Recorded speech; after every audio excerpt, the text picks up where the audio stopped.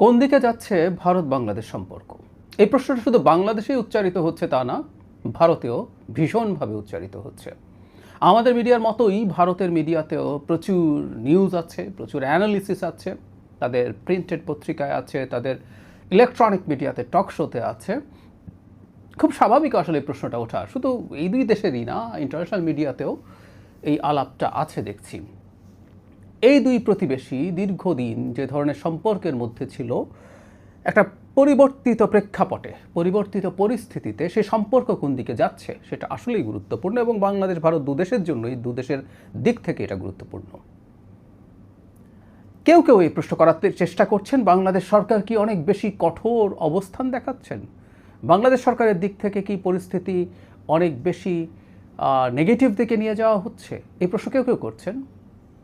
আমি একটু একটা প্রশ্ন স্মরণ করিয়ে দিতে চাই, এই প্রশ্নগুলোরই জবাব খুঁজতে যাব।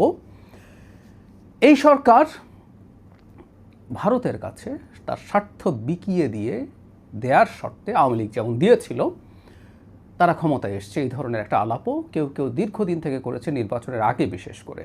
সব প্রশ্নের একটু জবাব খুঁজবে, এবং বাংলাদেশের পররাষ্ট্র নীতি টুয়ার্ডস ইন্ডিয়া ঠিক আছে কিনা, এবং সেটা ভবিষ্যতে আমাদের দুই দেশের সম্পর্কটাকে কোন দিকে নিয়ে যেতে পারে, সেটা নিয়ে আমার একটা টেক। সবার আগে আমি গতকাল ভারতের যে পররাষ্ট্র মন্ত্রণালয়ের ব্রিফিং আছে, যিনি নিয়মিত ব্রিফিং করেন, মিস্টার জয়সওয়াল, তিনি একটা ব্রিফিংয়ে এই সম্পর্কে একটা কথা বলেছেন। আমার মনে হয় সেটা একটু আগে পড়ে রাখি, তারপর আমরা এটার সাথে একটু মেলাবো সাম্প্রতিক ঘটনা প্রবাহ। জনাব জয়সওয়াল বলছেন, ভারত বাংলাদেশের সঙ্গে ইতিবাচক, গঠনমূলক ও ভবিষ্যৎমুখী সম্পর্ক গড়ে তুলতে চায়, যে সম্পর্ক হবে পারস্পরিক স্বার্থের উপরে ভিত্তি করে। আমি আবারও পড়ছি, ভারত বাংলাদেশের সঙ্গে ইতিবাচক, গঠনমূলক ও ভবিষ্যৎমুখী সম্পর্ক গড়ে তুলতে চায়, যে সম্পর্ক হবে পারস্পরিক স্বার্থের উপরে ভিত্তি করে। এই জায়গায় আসবো বলছি কারণ উনি আসলে সব কথাই বলে ফেলেছেন। বাস্তবে যদি এটা হয়, আমরা এটাই চাই। এখন সম্পর্কটা নতুন সরকার আসার পর কেন সেই অর্থে অতটা ঠিকঠাক হয়ে উঠল না, যদিও ভারত বিশেষ করে শেখ হাসিনা পতনের পর অন্তর্বর্তী সরকারের সময় বারবার বলেছেন যে একটা নির্বাচিত সরকারের সাথে তাদের সরকারের এনগেজমেন্ট অনেক বেশি হবে এবং এই সম্পর্কটা স্বাভাবিক করার দিকে এগিয়ে যাবে। আমরা নিশ্চয়ই খেয়াল করেছি, বিশেষ করে অন্তর্বর্তী সরকারের সাথে ভারত সরকারের সম্পর্ক ভালো ছিল না। এখন নির্বাচিত সরকার হওয়ার পরে এখন পর্যন্ত অন্তত সম্পর্কের খুব বেশি স্বাভাবিকীকরণ হয়েছে এটা বলা কঠিন। একটা অগ্রগতি অবশ্যই আছে, সেটা হলো নতুন করে ভিসা দেওয়া শুরু করেছে। এটা অবশ্যই ভারতের দিক থেকে একটা ভালো পদক্ষেপ। আমাদের বহু মানুষ নানা কারণে ভারতে যায়, যেটা ভারতেরও স্বার্থের ব্যাপার। মানে এই কথাটা একটু মাথায় রাখতে হবে, it's not a charity. Visa দেয়া ভারতের বাণিজ্যিক স্বার্থের ব্যাপার। বাংলাদেশের মানুষজনকে ভিসা না দেওয়াতে ভারতের প্রচুর ব্যবসা প্রতিষ্ঠান, পশ্চিমবঙ্গ তো বটেই, আরও বিভিন্ন প্রদেশে ক্ষতিগ্রস্ত হয়েছে। সো তারপর আমরা এটাকে একটা পজিটিভ জেস্টার হিসেবে দেখব। কিন্তু একটা সমস্যা তো আসলে রয়ে গেছে, একটা কোথাও একটা অস্বস্তি, বা এই অস্বস্তিটা এখন বেশ প্রকাশ্য। বাংলাদেশের দিক থেকে অন্তত এটা নিয়ে খুব বেশি রাগঢাক করা হচ্ছে না। এই রাগঢাক না করার প্রবণতা, এটাকে আমরা কিভাবে দেখব, সব কিছু নিয়ে কথা বলি। মাননীয় প্রধানমন্ত্রী যখন প্রধানমন্ত্রী হিসেবে দায়িত্ব গ্রহণ করেছেন, তখন এই আলাপটা এসছে। ইনফ্যাক্ট বাংলাদেশের সব প্রধানমন্ত্রীর ক্ষেত্রে এই আলাপটা হয় যে নির্বাচিত হবার পর তিনি প্রথম কোন দেশে যাচ্ছেন। আমি এটাকে আসলে খুব গুরুত্বপূর্ণ ব্যাপার বলে মনে করি না, যদিও খানিকটা সিম্বলিক ভ্যালু আছে। আমি মনে করি একটা রাষ্ট্রের প্রধানমন্ত্রী, আমাদের প্রধানমন্ত্রী, তিনি যে দেশেই যান না কেন, ওই দেশে আসলে কি হচ্ছে, ওই দেশে প্রধানমন্ত্রী কীভাবে রাষ্ট্রের স্বার্থ, বাংলাদেশ রাষ্ট্রের কথা, জনগণের স্বার্থ নিশ্চিত করছেন, তিনি কী করছেন, সেগুলোই গুরুত্বপূর্ণ হওয়া উচিত।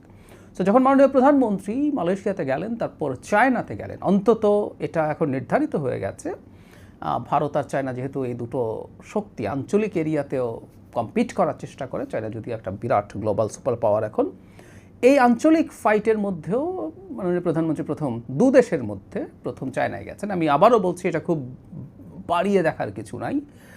ভারতেও কোনো একটা সময় আমরা ধরতেই পারি মাননীয় প্রধানমন্ত্রী সফরে যাবেন, ভারতের প্রধানমন্ত্রীও বাংলাদেশ সফরে আসবেন। কিন্তু কি হচ্ছে সেটা ম্যাটার করে। কিন্তু যেটা হয় ভারতের মধ্যে আমরা দেখছি, এই সিম্বলিক ব্যাপারটাকেও খুব বেশি গুরুত্ব দেওয়ার চেষ্টা হয়েছে। কিন্তু এই প্রশ্নটা আসলে আমরা করতেই পারি, ভারতকে আসলে চেয়েছে আমাদের প্রধানমন্ত্রী সফরটা সহজ হয়ে উঠুক, কারণ এই প্রশ্নগুলো এখন আমাদের পররাষ্ট্র মন্ত্রণালয় থেকে খুব স্পষ্টভাবেই তোলা হচ্ছে।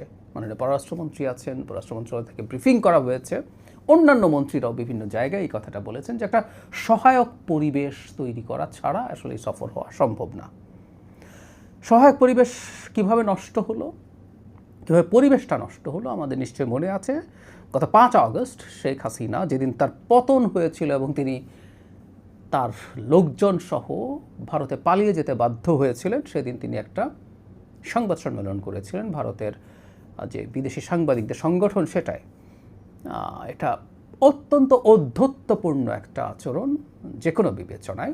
এর আগে তিনি মাঝে মাঝে অনলাইনে কানেক্টেড হয়ে তার নেতাকর্মী টর্মীদের সাথে কথা বলেছেন, সেটা আবার প্রকাশ করা হয়েছে, কিন্তু এটা একটা সাংবাদিক সংগঠনের প্রকাশ্যে ঘোষণা দিয়ে তাদের ওখানে তিনি কানেক্টেড হয়েছিলেন। ভারত সরকারের পক্ষ থেকে বলার চেষ্টা করা হয়েছে এটা একটা সাংবাদিকদের সংগঠন, এখানে সরকারের খুব বেশি ভূমিকা নেই, যদিও পাল্টাপাল্টি প্রচুর কথা আছে, আমাদের ওই বিস্তারিত আলোচনায় যাব না। বাংলাদেশে একজন লয়ার আসতে গিয়ে কি সমস্যা হয়েছে, তিনি সংবাদ সম্মেলন করতে গিয়ে পারেননি, ওই আলোচনায় না ঢুকে এটুকু বলা যায় সেটা হচ্ছে এই ব্যাপারটায় সরকারের সায় ছিল, আমি ইন্ডিয়ান সরকারের কথা বলছি, এবং একই সাথে ইন্ডিয়া সরকার চাইলে এটা না হতে দিতে পারতেন, কারণ শেখ হাসিনার উপরে তারা কোনো না কোনো ফর্মের এম্বার্গো রাখতে পারতেন, একজন সাজাপ্রাপ্ত পলাতক আসামি। ফলে যেটা হয়, পরিস্থিতিটা অনেক বেশি ঘোলাটে হয়ে গেল এবং ইনস্ট্যান্টলি বাংলাদেশ একটা প্রতিবাদ পত্র দিয়েছিল যেটার ভাষা খুবই স্ট্রং ছিল। এই ভাষাটা কেমন হওয়া উচিত ছিল, অনুচিত ছিল, সেটা নিয়েও আলোচনা হয়েছে। কেউ খুব পছন্দ করেছেন, কেউ বলছেন এটা অনেক বেশি টাফ হয়ে গেছে। একই সাথে আমি এটা বলার চেষ্টা করি, সেটা হচ্ছে শুরুর দিকে বলছিলাম যে দেশের স্বার্থ বিকিয়ে যেভাবে ইন্ডিয়ার সাথে সম্পর্ক তৈরি করেছিল ভারত আওয়ামী লীগ সরকার, সেভাবেই নাকি আবার ক্ষমতায় আসার জন্য বিএনপি সব কিছু কম্প্রোমাইজ করেছে। এই ভাষা বা সর্বশেষ যে ব্রিফিং হলো সেখানে পররাষ্ট্র মন্ত্রণালয়ের মুখপাত্র জানিয়েছেন, তিনি শর্ত দিয়েছেন জনাব ওসমান হাদির হত্যাকারী এবং অবশ্যই শেখ হাসিনাকে বাংলাদেশের হাতে ফেরত দিলেই এই কনজেনিয়াল পরিবেশটা তৈরি হবে যখন আমাদের মাননীয় প্রধানমন্ত্রী ভারত সফরে যেতে পারেন। বাংলাদেশ এই ভাষায় এইভাবে কথা বলছেন, এটা বহু বছর এই দেশের জনগণ শোনেনি। কিন্তু প্রশ্নটা হচ্ছে বাংলাদেশকে অনেক বেশি কঠোর কথা বলছে, যেটা ভারতের সাথে দ্বিপাক্ষিক সম্পর্ক একেবারে নষ্ট করে দিতে পারে। আমি ব্যক্তিগতভাবে মনে করি না। আসলে আমাদের কানে খটকা লাগছে, কারণ আমরা এইভাবে কথা শুনিনি। যদিও ইন্টারিম সরকারের সময় আমাদের এটা বলতেই হবে, ডক্টর ইউনূসের সরকার অনেক ক্ষেত্রেই রাষ্ট্রের স্বার্থ রক্ষা করে যতটুকু প্রয়োজন সেভাবেই তারা কথা বলার চেষ্টা করেছেন। এখন এটাই কোনো দ্বিধার জায়গা নেই যে এই দুই দেশের মধ্যে সম্পর্কের স্বাভাবিকীকরণ হতে হবে। আমাদের প্রচুর ইস্যুজ আছে। ব্যবসা বাণিজ্য যেমন আছে, আমাদের দুই দেশের পারস্পরিক সিকিউরিটি, এটা আবারও বলছি, পারস্পরিক সিকিউরিটি, কোনো দেশ আরেক দেশের কোনো সিকিউরিটি থ্রেট যেন না হয়ে ওঠে, সেটা নিশ্চিত করতে হবে। প্রসঙ্গত বলে রাখি, বাংলাদেশের একটা বড় সিকিউরিটি থ্রেট এক অর্থে শেখ হাসিনা ভারতের মাটিতে বসে নানাভাবে এখানে সহিংসতা উস্কে দেওয়ার মতো বক্তব্য দিয়েছেন। কতটুকু সক্ষমতা আছে সেটা আরেক আলোচনা, আমি মনে করি না তেমন কিছু করতে পারবে, কিন্তু কিছু নাশকতা করার মতো সক্ষমতা টাকা দিয়ে কিছু লোকজনকে দিয়ে তারা সেটা পারতেও পারে। ভারতের মাটিতে বসে এটা হচ্ছে, সুতরাং বাংলাদেশের এতে কনসার্ন হওয়ার যথেষ্ট যৌক্তিক কারণ রয়েছে। এখন এর বাইরেও আমাদের অভিন্ন নদীর পানি বন্টন আছে, এরকম বহু ইস্যুজ আছে যে ইস্যুগুলো নিয়ে আসলে দুই রাষ্ট্রের এনগেজ করা খুবই জরুরি। কিছুদিন আগেই ভারতের হাই কমিশনার বলেছেন, যেটা আমরা প্রায়ই বলি, সেটা হচ্ছে দুটো প্রতিবেশী দেশ আন্তর্জাতিক সম্পর্কের সেই বিখ্যাত কথা, বন্ধু পাল্টানো যায় কিন্তু প্রতিবেশী পাল্টানো যায় না। আমরা যেমন পারবো না, ভারতও পারবে না। ফলে ভারতের দিক থেকে চেষ্টা আছে, বারবার তারা বলার চেষ্টা করেছেন। ভারতের যিনি হাই কমিশনার এখন বাংলাদেশে নিযুক্ত হয়েছেন তিনি আছেন, তাদের ব্রিফিং থেকে বলা হয়েছে ভারতের বিভিন্ন ইন্টেলেকচুয়ালস এবং ইন্টারন্যাশনাল রিলেশনসের এক্সপার্টরা বলার চেষ্টা করছেন এই সম্পর্কটাকে ঠিকঠাক করে তুলতে হবে।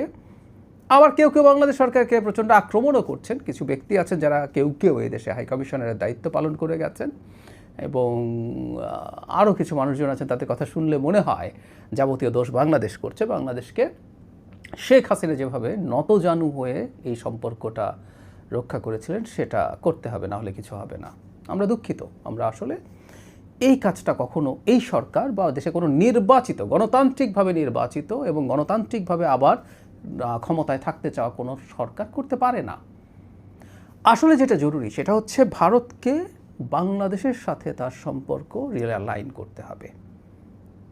এই যে জয়সওয়াল যেটা বললেন, আমি আবারও পড়ি, শুরুতে দুবার পড়েছি, ইতিবাচক, গঠনমূলক এবং ভবিষ্যৎমুখী সম্পর্ক। এর পরের কথাটা পারস্পরিক স্বার্থের উপরে ভিত্তি করে, এটাই আসল কথা, এটাই মোদ্দা কথা। হাসিনার সময় যেটা হতো এটাও পারস্পরিক এক অর্থে ছিল। ইন্ডিয়ান সরকারের সাথে শেখ হাসিনার পারস্পরিক, তাকে ক্ষমতায় থাকার ক্ষেত্রে মানে শেখ হাসিনা ডিল করেছেন ভারতের সাথে। এবং আমরা প্রায় এই কথাটা বলি, একটা রাষ্ট্র তার জনগণের সর্বোচ্চ স্বার্থ নিশ্চিত করার চেষ্টা করবে। সো ইন্ডিয়া চেষ্টা করেছে যত বেশি ল্যাভারেজ নেওয়া যায়, যত বেশি বেনিফিট নেওয়া যায় তার জায়গা থেকে সেই চেষ্টা করেছে। এবং শেখ হাসিনা তার ক্ষমতায় থাকার বিনিময়ে সেটা নিশ্চিত করেছেন দেশ এবং রাষ্ট্রের জনগণের স্বার্থ বিকিয়ে দিয়ে। এই পারস্পরিক বলতে আমরা বুঝতে চাই দুই দেশের জনগণের, এর আগেও ইনফ্যাক্ট এই ব্রিফিংয়েই এই কথাগুলো এসছে, পিপল টু পিপল রিলেশনশিপ, এই জিনিসটা হতে হবে। সো এই জিনিসটা যদি হয়, এই জিনিসটা যদি নিশ্চিত হয়, তাহলে দুই দেশের মধ্যে একটা খুবই গুরুত্বপূর্ণ এবং ভালো সম্পর্ক তৈরি হতেই পারে, হওয়া উচিত হবে। কিন্তু ভিত্তি হচ্ছে দুটো স্বাধীন সার্বভৌম দেশ তাদের জনগণ এবং রাষ্ট্রের স্বার্থ নিয়ে আলোচনায় বসছে, তারা তার মাধ্যমে চেষ্টা করছে, কখনো দর কষাকষিও হবে, চেষ্টা করছে সেটা নিশ্চিত করার জন্য। সুতরাং বাংলাদেশ যে বক্তব্য দিচ্ছে, যে প্রেক্ষাপটে যে ধরনের বক্তব্য, এর মধ্যে কোনো বাড়াবাড়ি আছে বলে আমি মনে করি না, এবং এটা সম্পর্ককে আরও খারাপের দিকে নিয়ে যাবে সেটাও আমি বিশ্বাস করতে চাই না। কারণ যদিও ভারতে প্রচুর উস্কানি আছে, কারণ বাংলাদেশ তার, এই যে বললাম শেখ হাসিনা ওখানে বসে সব বলে আমাদের সিকিউরিটির প্রশ্ন আছে, এই রকম একটা ম্যাসাকার ঘটিয়ে দিয়ে, যে ম্যাসাকারের প্রমাণ জাতিসংঘের মানবাধিকার হাই কমিশনের রিপোর্টে আছে, এটা আমাদের করার কথাও বলছি না, সেখানে আছে, সেখানে বসে তিনি এই কাজগুলো করছেন। সুতরাং বাংলাদেশ তার প্রতিক্রিয়া জানিয়েছে, বাংলাদেশ কতটা দুঃখিত হয়েছে, কতটা ক্ষুব্ধ হয়েছে সেটা জানানো দরকার ছিল, সেটা জানানো হয়েছে। আমরা আশা করি ইন্ডিয়ার দিক থেকে এই ব্যাপারটা স্পষ্ট হবে, তারা বুঝতে পারবেন ভবিষ্যতে বাংলাদেশের সাথে সমমর্যাদার ভিত্তিতে এনগেজ করতে হবে। বাংলাদেশও প্রস্তুত থাকবে, নিশ্চয়ই প্রস্তুত থাকবে। বাংলাদেশেরও ভারতের সাথে নিশ্চয়ই অনেক কিছু নেগোশিয়েট করার সুযোগ আছে, এবং দুই দেশ যদি তাদের পারস্পরিক সহযোগিতার হাত বাড়িয়ে দেয়, পারস্পরিক সহযোগিতা যদি জনগণের স্বার্থ নিশ্চিত করার জন্য হয়, দুই দেশ পরস্পরের কাছ থেকে নানাভাবে উপকৃত হতে পারে।